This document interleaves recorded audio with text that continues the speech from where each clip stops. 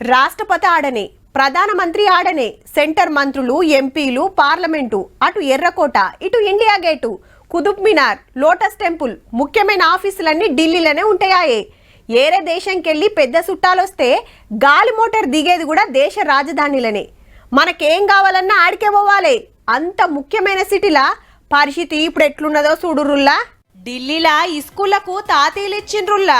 అగో క్రిస్మస్ కు ఇంకా టైం ఉంది, సంక్రాంతి సెలవులు వచ్చే నెలాయే. ఇప్పుడెందుకు ఇచ్చినట్టు అంటారా? ఏం చేస్తారు మరి? గలీజ్ గలి అట్లా మోపైంది. ముందే చలికాలమాయే, అటు మంచు ఇటు పోగా దుమ్ము దుస్రం పెరిగి మొసమర్రకుంటయిందట.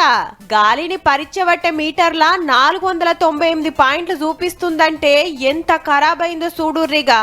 100 దాటితేనే డేంజర్ అంటే 4 గింతలు తెరలైనట్టు. గింత సొక్కమైన గాలి వీలిస్తే పోరలు అడ్డం పడతారని బళ్ళు బంద్ పెట్టి ఆన్లైన్ క్లాసులు పెట్టిర్రిగా. అట్లనే ట్రాన్స్పోర్ట్ బండ్లు ఆపేసిండ్రు పొగను కంట్రోల్ చేస్తానికి. జాబులు చేస్తోళ్ళని సుతా సగం మంది ఆఫీస్లా, సగం మంది ఇంటికాంచి పనిచేయాలని ఆర్డర్ వేసిండ్రు. పొగ మంచు చేయబట్టి గాలి మోటార్లు సుతా చక్కగా నడుస్తలేవు. పగటిలి సుతా రోడ్ల మీద బండ్లు లైట్లేసుకొని తిరగాల్సిందే. ముంగటేమున్నా అస్సలు అగుపడతలేదు. డీజిల్ బండ్లు ఇప్పుడు బంద్ పెట్టినా, ఎలక్ట్రిక్ బస్సులు నడిపిస్తున్నా, గాళ్లకు నీళ్లు పిచికారి చేస్తున్నా గింత కూడా ఫాయిదా అయితలేదటబ్బా. ఢిల్లీలా పతేడు ఇదే కథ. అయ్యో పాప మనుడు కాదు, మన సిటీలో కూడా దినమింత గాలి కాలుష్యం పెరుగుతాంది.